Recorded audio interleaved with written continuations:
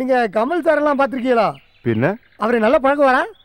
பரவாயில்ல, சந்தோஷமா இருக்கு. கந்தசாமிண்ணா இப்ப வந்துருவாரு.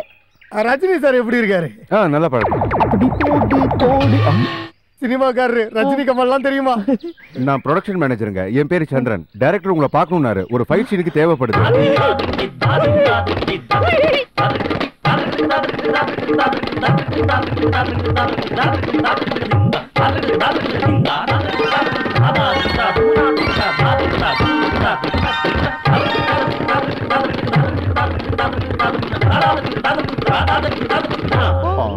போலாமா? திடீர்னு போலானா எப்படியா? எனக்குன்னு சில கமிட்மெண்ட்ஸ் இருக்குல்ல.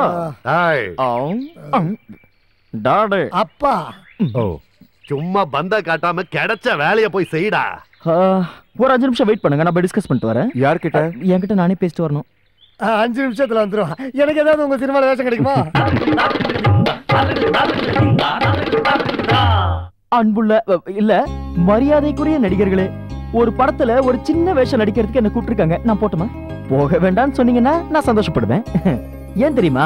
என் பர்சனாலிட்டி மேல எனக்கு அபார நம்பிக்கை. நான் பெரிய ஸ்டாரா வருவேன்னு. எந்த மாதிரி ஸ்டார்னா மனசாட்சி உள்ள ஸ்டார், எல்லாருக்கும் பிடிச்ச ஸ்டார், எல்லாருக்கும் உதவி பண்ற ஸ்டார்.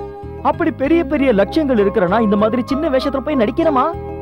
நீ போடா கண்ணா, கிடைச்ச சந்தர்ப்பத்தை நழுவ விடாத. ஆஹா, அப்ப சரியான பதில சொல்ல மாட்டீங்க. ஓகே, எல்லா விஷயத்தையும் ஓப்பனா பேச என் மனசுக்கு பிடிச்ச ஒருத்தி இருக்கா, அவகிட்ட கேக்குறேன். ஸ்னேகா,